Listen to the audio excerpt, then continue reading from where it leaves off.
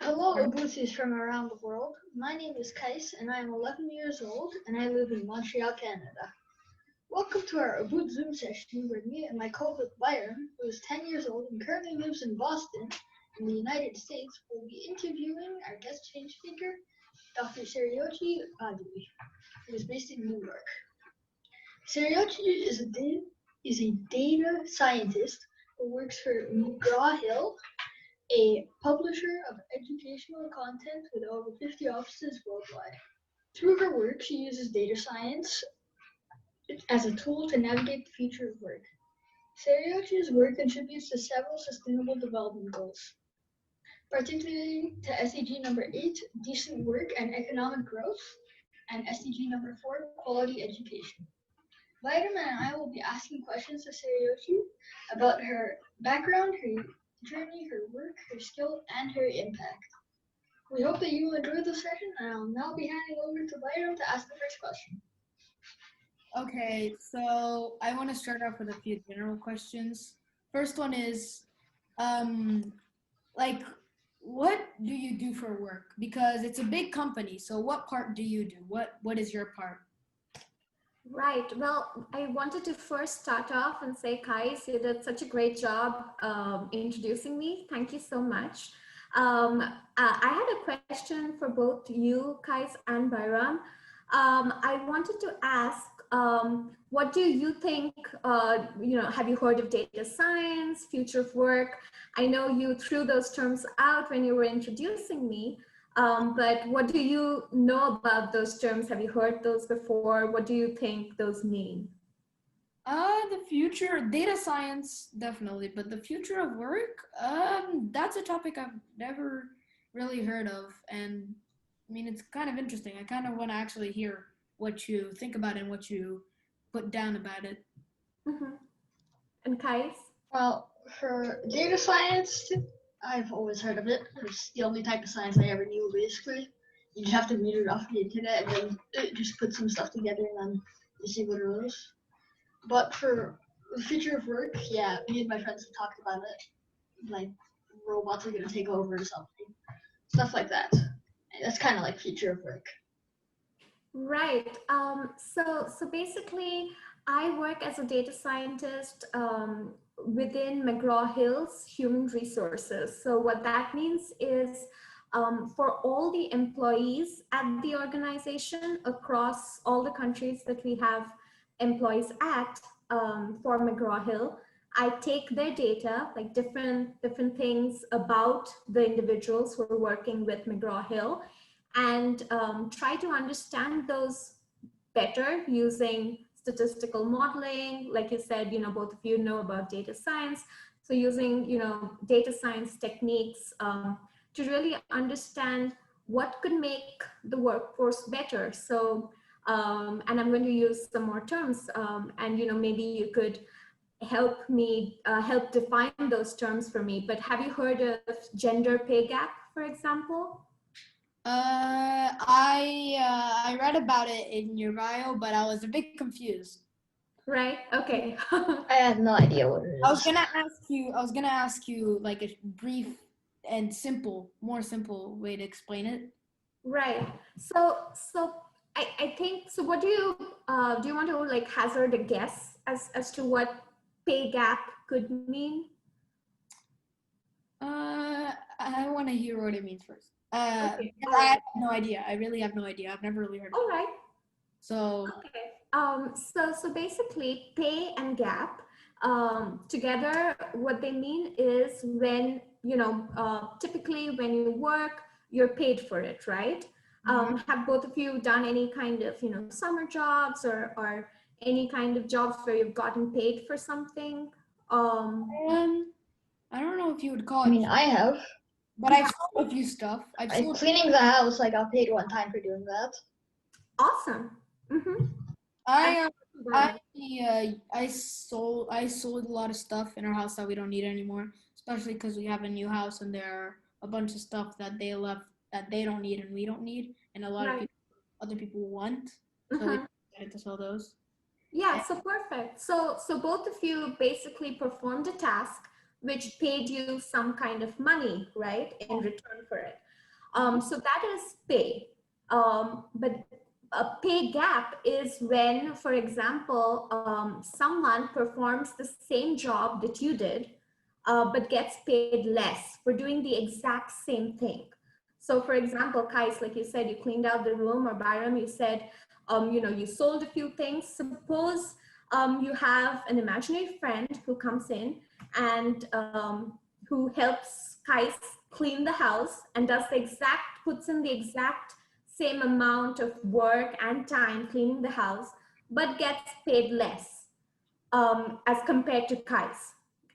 Does that kind of make sense?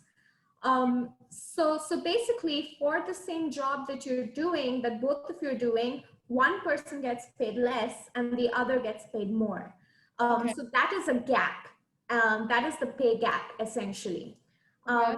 And what we have noticed across the world is that women, for example, get paid less as opposed to men for doing essentially the same jobs. So it's basically like you can, it's kind of like it's depending on your race, gender, stuff like that, that Absolutely. that you can get judged. And Exactly.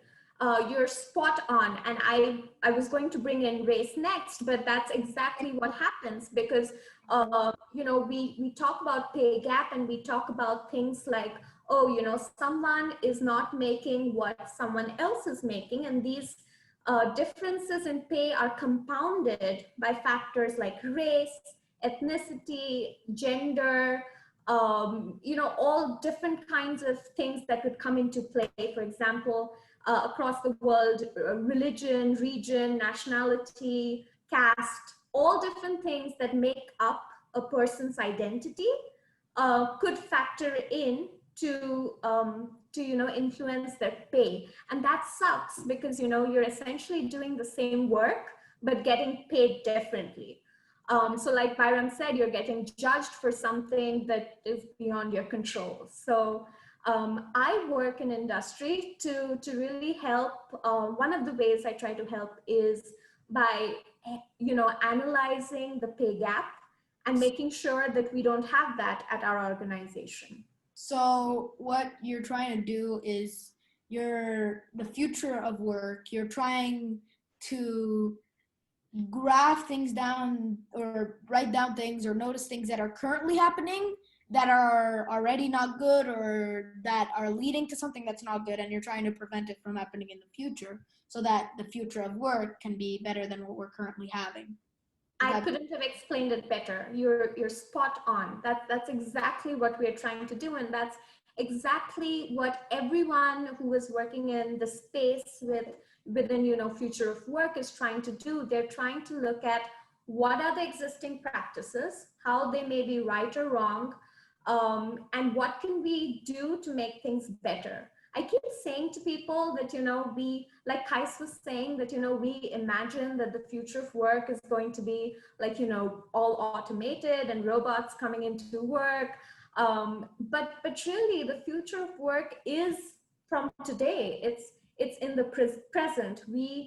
Every day we are contributing to the future of work. You know what I mean? Like every day, whatever we are doing or whatever we are perpetuating or we're allowing to continue helps contribute to tomorrow's future. And so that's what we're trying to reduce, try to reduce inequality, try to make sure that within the next 10 years, for example, like you mentioned, Kais, in my introduction with the UN SDGs, the Sustainable Development Goals, by 2030, essentially all the countries in the world would have a reduced pay gap so that everyone, irrespective of their identity, gets paid for the same types of jobs. Okay. That seems like a really good idea. It does, doesn't it? Yeah, I'm really hoping that that really doesn't get bigger and bigger in the future. And if you want to say anything else, then you could say it. But Kais, if you want to ask a question, then you could go ahead. Do you have any questions, Bayrem? I mean, like the next question. Yeah. Alright, well, what like parts of future of work do you like do data science on? Because there's like different types of it, like automating like the robots and then the other stuff, like the pay gap. Yeah. Right. Go ahead. I don't. Yeah, we were gonna ask that question. Kais, is what you're asking is I'm asking is what type of like future of work do you guys talk about? Like there's the automating part, the robots, and then there's also the pay gap part that you were talking about. there are many other parts, but that's the two that we're currently talking about. Right. So really, it may seem that they're not connected and they're little boxes that people solve, but it's really all linked with each other. So, for example, when we think about automation and we think about artificial intelligence, for example, and we think about pay gap, essentially you could use automation and artificial intelligence to help narrow the pay gap. Does that make sense? Question. But what I really think separates is not just that specific topic, AI, whatever. Is what separates them is how we work and what we work for. So what you're focusing on is a pay gap, which is the part of what we work for because it's money, it's economy. Right. And you're trying to fix the economy of work. Mm-hmm. And there is also the second part, which is how we work. And that's where AI comes in because AI works for us. So there are two different parts and you can't say they're linked. You can't say that because they're both part of work. But also they're separate in their own ways, is what you're saying. Yeah, they're very different if you're the one who's working with them in the future. They would be it as very different. Right. Yes, and that's a really interesting way to put it. Thinking about things in terms of how things work and what we are working on. But really, when you're trying to solve any problem, the future of work essentially means using a lot of different technologies, using innovative methods to solve the problems. So solving the what's using innovative ways of hows, if that makes sense. Yeah. I've been talking too much. I want to listen for a bit, so you guys could both say anything. I'll step back in later, and for now, I just want to see. Kais, if you have any more questions, Bayrem, you can ask them. I'm fine with listening. Okay. Sure. Okay, so let's do this. Let's all, we don't have to ask each other questions, but let's really brainstorm. What do you want the future of work to look like? This is something that I want to ask you. I've spoken a bit about how and the what, and a little maybe about the why, if we could discuss more about the whys later. But what do you two want to see in the future? Because you're going to be the future of future workers. You're going to go in, become employees of organizations someday, maybe even start your own organizations. So what do you think the future of work should be and could be? Honestly, I don't really know. It's easier said than done, of course, but if I'm gonna work in the future, then there are gonna be problems then, but the problems that are now should be fixed by then. And of course, by the time we get there, there are gonna be other problems that we're not worrying about it now because we don't even know they exist. Exactly. But the problems that we have now with work, that's the ones that I want to see change. And maybe I accidentally turned off my video. And the ones that I want to maybe even help change. And the ones that, of course, you're helping change, which is why we're here. Yeah, absolutely. Kais, what do you think? What I think it should be is it should be more like home-based. Like it's easier to do your work like at home. Because So pretty much the present. Yeah, that's what I was going to Yeah, say. basically. Because pretty much, even if there isn't like some sort of disease like corona going on right now, it should be better if most people like stay inside when they're doing the stuff because then they won't like there won't be any chance to get like anything like that, like disease. Speaking of home working, it kind of brings me to a question I wanted to ask you. Um, did you always have this idea in your mind, or did it just come recently because working was very, very, very deeply modified? Because before, when you say the word work, what you think of is an office desk Right. few miles away from your house. But now when you say work, it could be your computer at a cafe. It could mean your office if you have work going back up. It could pretty much mean anything for anyone. So is that what gave you the idea recently? Does that help because of recently, or was this idea always there and it didn't really change because work changed? Um, so I think there are a couple of really interesting thoughts there. The first is that change is inevitable. Like you were saying, when you join the workforce, there are going to be different sets of problems. I feel like even last year, we didn't anticipate that coronavirus is going to hit so bad and that all of us are going to be working from home and also adapting to working from home. Most of us are able to do that successfully, and we're making it work. um, So did the coronavirus make it harder for you to graph down what's going on in work, or did it make it easier? I don't think it made it harder or easier. It just made it different, like I feel like initially it was a huge change. It was not something that was anticipated. No one in the organizations had planned for it. None of the organizations had planned that offices would close down, that everyone would be working from home. So there was a lot of chaos in the beginning, to make sure that everyone is being helped to be their most productive self at home. But I think it was essentially a problem that needed to be solved, and I think we're solving for it every day. So, for example, at my organization, we had to, really understand what all of the employees thought about returning back to the offices, what all of the employees thought about how effective they were at home. So for example, we conducted focus groups and interviews and surveys, and we asked people what is the most important thing that they missed about the workplace. What do you think they answered? I'm not sure. I think I know what it is. I'm sorry, I didn't catch you. What? I think I know what it is. What is it? It's probably the fact that they can see the other people.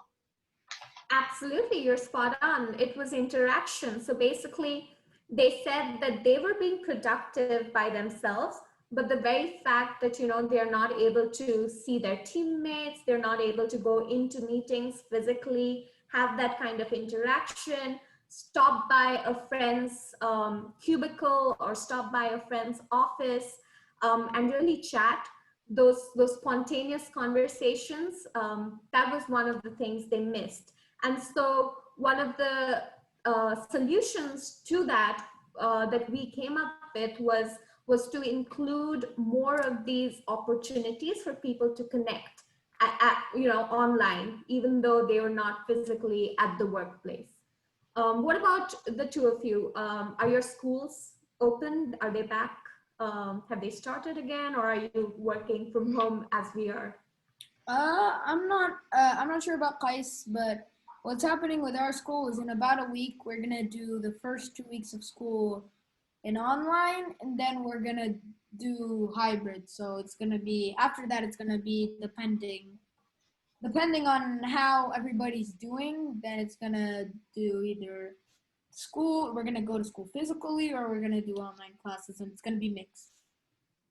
So one day we're gonna do online, and the next day we're gonna go. Right. And for Kais? For us, school's already started, but I haven't been going to school because I'm on like quarantine because I traveled somewhere in summer vacation. But I'm still doing online school. On the 8th, I go to school. Right. So do you prefer, Kais, you were saying, for example, that you wanted work to be, 100% remote or preferably remote in the future. Do you prefer going to school, or do you like, learning from home? I like going to school because like it's more productive. It's like it makes you do your work because like there's nothing else to do. Mm-hmm. Like Yeah. you might delay your work until like the end of the day if you don't And have to do it. another thing that I like about school more is that, well, you can always interact with your friends more. So like, say you're on Zoom, you can't talk to your friends because unless you have a breakout room, which are rarely done. And Exactly. you can't talk to your friends because if you talk, then everybody's gonna hear you, and you can't help each other. You can't see each other. You just have to pay attention to the teacher, and that's pretty much it. You have to ask questions and answer questions. That's pretty much Right. it. You can't, like, maybe, just stop by a friend's desk and, ask them for help on a problem maybe, or have them just brainstorm some ideas maybe. Yeah. Another thing is that you can be done at your own pace as well, because it's not that everybody's in one room. So like if I wanted to, I could just stop, and once I'm done, I just go and read a book. But if I'm on Zoom, then everybody's gonna see me. Even if I'm done with my work, they ask me to go to a website, I'm done with my work, nothing. And also, I really don't like online math websites. They are really weird. Right. Pretty I sure it's online math websites. I agree. I think educators and teachers are doing a great job transitioning, because it's they weren't really prepared for this, so it's new to them. But at the same time, I think there are several challenges to learning from home, and that's exactly the same with working from home. And with the future of work, when we think about making things 100% remote, or giving people the option to be 100% remote, I feel like there are so many similar challenges, right? Like you said, you can't stop by someone's desk. You have to always be online, and you can't really do things at your own pace. So there are several challenges. There are also benefits, like Kais was saying. Sometimes working from home can be more productive for some people. It could be more helpful for some people who are maybe caregivers, or their parents, or they are taking care of their own parents, for example. So I think one of the most important things is to really understand that different people may be their most effective and productive selves in different situations. And so making sure that everyone gets an opportunity to, be flexible is, I think, the most important aspect of future of work, I think. What do you think? I agree. Yeah, I think I agree, Phil. Honestly, this is actually uh, helped out for some people, because life isn't always perfect, and especially if if you're very and you have like you're very successful, this kind of shows you that everything is not going to be your way, even if you have so much power. Absolutely. You're absolutely correct. And I think life throws a lot of curveballs at you, and I think it's a question of just constantly adapting and learning, and learning from all of these challenges and experiences, because I think that makes you that is education, I think. I mean, obviously what you learn in your classrooms and online and at school is education, but these are life experiences that are really helping educate you as well. Yeah. Okay. Uh, I have one last question before I enter interview. Mhm. Unless Bayrem has more questions. I have a ton, but you can ask. Alright, well, I guess we'll do this last question then. Do you have any advice for young people who like to become change makers like you? Like for data scientists? Yeah, so I think one of the when I was growing up, my mom used to. So there's this Sanskrit quote. Have you heard of the language Sanskrit? It's an ancient Indian language. No. But basically, the quote goes. It basically translates into how education never goes in vain. Does that kind of make sense? In the sense that whenever whatever you've learned and how much ever you've learned, you'll always find some use for it as you go through life. So just try to get as much experience as you can, and try to put yourself in different situations, try to experience different things, and learn from all of those. And I think another very important thing for change makers, and for future change makers especially, is to really learn how to be an ally. Have you heard of that term of allyship or allies? What is it? What do you think it is? Being a team player. Absolutely, absolutely. That's a great definition for allyship. Kais, what do you think allyship is? I have no idea, honestly. So like Bayrem said, allyship is basically making sure that that there may be others on your team around you who don't have similar situations or circumstances as you may have, and just helping everyone grow together, and making sure that you're an advocate for equality, like we talked about pay gap, right? The pay gap will only go away in the future if everyone works towards it, not just people who are facing it. Does that make sense? The same for racism.